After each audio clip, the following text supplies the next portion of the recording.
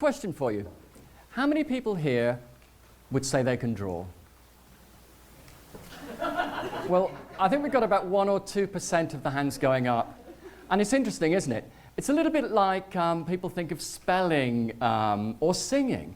They think, well, you can either do it or you can't. But I think you can. Because when people say they can't draw, I think it's more to do with beliefs rather than talent and ability. So I think when you say you can't draw, that's just an illusion. And today I'd like to prove that to you. Now when I say draw, I'm not saying we're all going to draw like Michelangelo. We're not going to be painting the Sistine Chapel ceiling. But would you be happy if, by the end of this session, you could draw pictures a little bit like this? Or even a little bit like this? Well, actually, there's only 2 things you need to do to be able to achieve this. 1 is have an open mind. Are you up for that? Yes. And 2, just be prepared to have a go. So grab a pen and a piece of paper.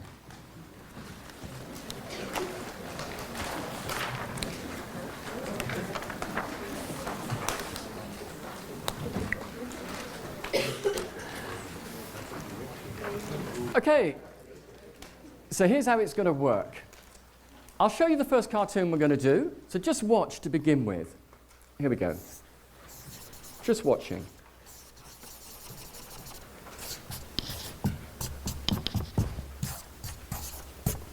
That's going to be our first cartoon. It's a character called Spike. So I'd like you to draw along with me. So I'll draw the first line, you draw, and when you've done that, look up, and I know you're ready for the next line. Okay, here we go. Start with the nose.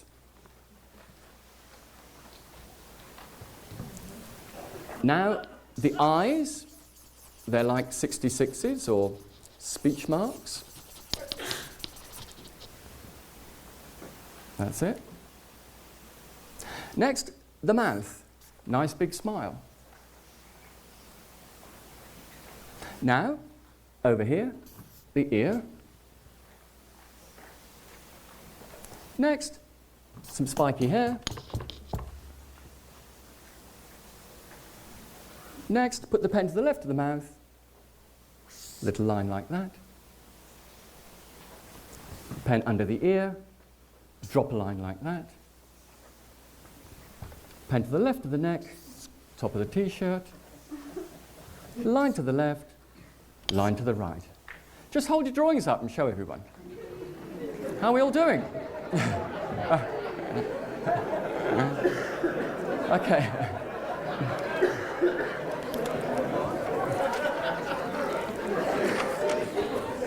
Okay, fantastic. So, it looks like you've just learned to draw one cartoon, but you've actually learned more than that. You've learned a sequence that would enable you to draw hundreds and thousands of different cartoons, because we're just going to do little variations on that sequence. Have a go at this. Draw along with me. Nose.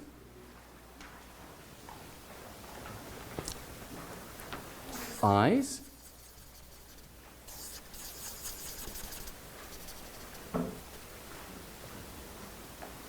Smile. That's it. Now some hair.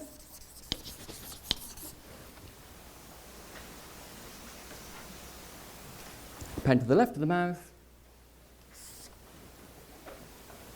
Under the hair.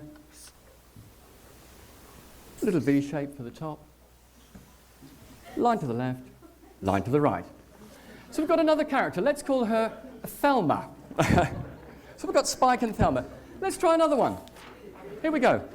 Another little variation. Getting the idea. Starting with the nose. But this time we'll change the eyes slightly. Look, 2 circles together like that. That's it. Then 2 little dots in for the eyes. And this time we'll change the mouth slightly. Watch. Little circle coloured in there. Have a go at that. Next, the ear. Now we'll have some fun with the hair. Watch. Some nice curly hair. Then same thing, pen to the left of the mouth. Little line like that. Under the ear, drop a line.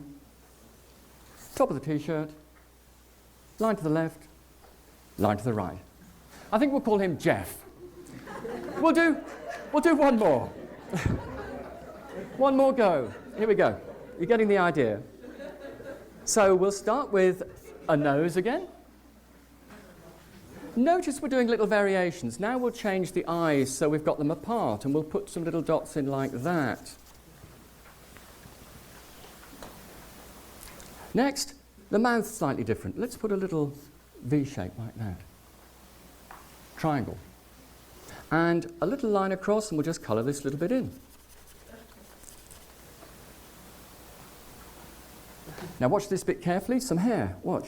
Here we go. A little line like that. Next, a bit more there. And watch, a couple of triangles to make a little bow. Triangle at the bottom, rest of the hair. Pen to the left of the mouth again. You get the idea.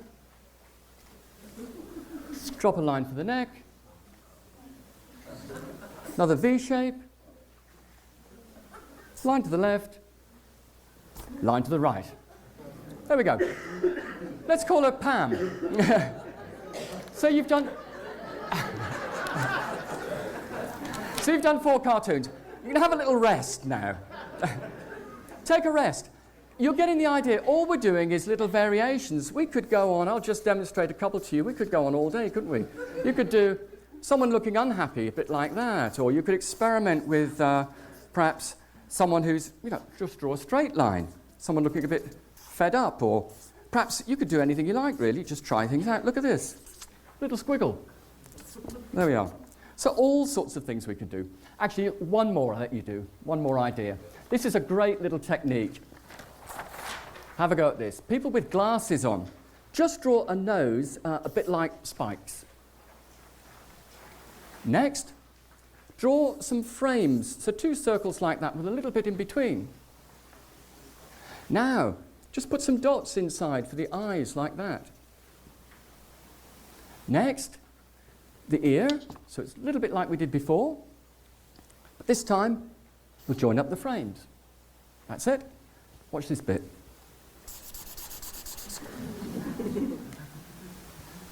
And this bit I really like. Watch.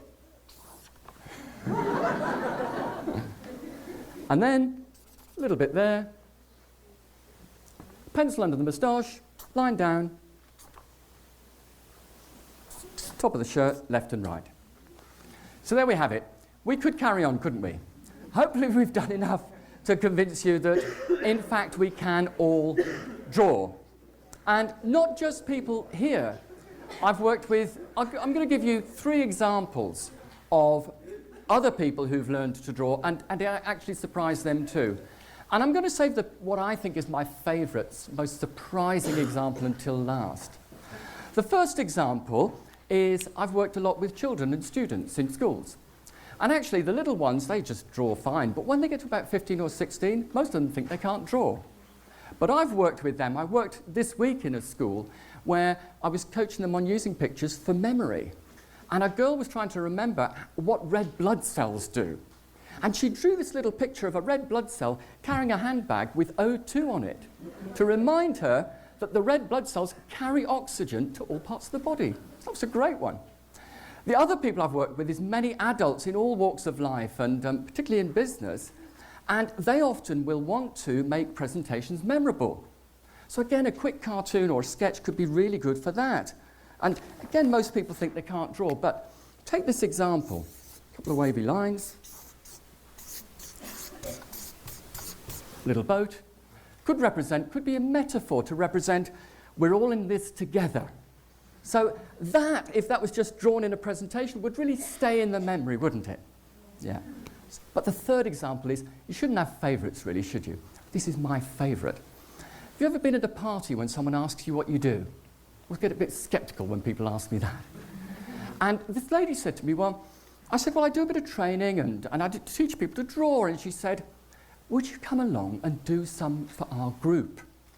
She said, I work with some people. She was a volunteer a group of people who've suffered strokes.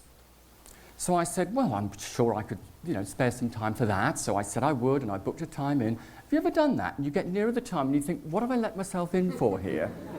Will I be able to do it? I thought, what could I do with them, you see? So I know, I'll do my cartoon drawing. They'll like that.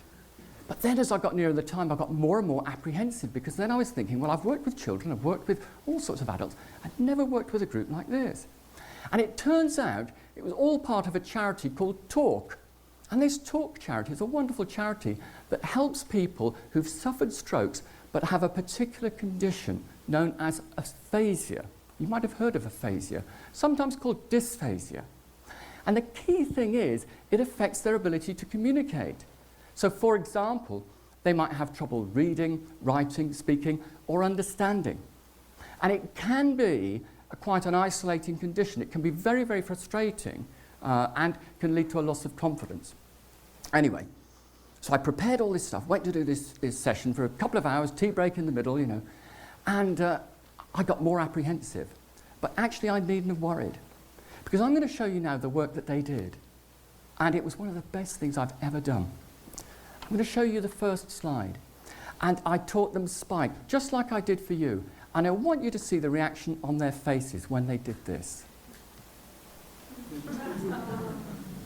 What you can see here are two of the stroke recoverers on the left and right, and one of the volunteer helpers in the centre. And each stroke recoverer, there are about 36 in the room with volunteers as well. There's one-to-one helpers. And you can just see the delight on their faces, can't you? Let's look at another picture. This is a gentleman called David. And he's holding up his picture, and you can tell it was the picture of Spike, can't you? In fact, I think he's drawn Spike even better there. But what I didn't realise until even after the session was that a number of the people in this session, including David, were drawing with their wrong hand. David's stroke meant that it affected the right side of his body, and he drew with his left hand, as many did. Nobody mentioned it to me. Nobody complained. They just got on with it. And it was an inspirational session for me. It was quite a humbling session, one of the best things I felt I've ever done. And at the end of it, I had a lovely email from Dr. Mike Jordan, and he's the chair of the Talk group, happens to be a medical doctor, he's the chair of the group. And he wrote to me, and I'm quoting, he said, "Our recoverers learned today that they can draw." He said, but more than that, this sort of activity really builds their confidence. So I was happy, he was happy, everyone was happy. They've invited me back again, and I go in there now about every 3 or 4 months. So it's great. So I thought that was a lovely example to share. Fancy one more drawing? Yes. Here we go. Grab your pens. Here we go. Right, I'm going to get you to draw someone that you would recognise. So, start with a big nose, a bit like Spike's. Next, we'll do some eyes. And you might be thinking, this is also a bit like Spike. Watch the next bit.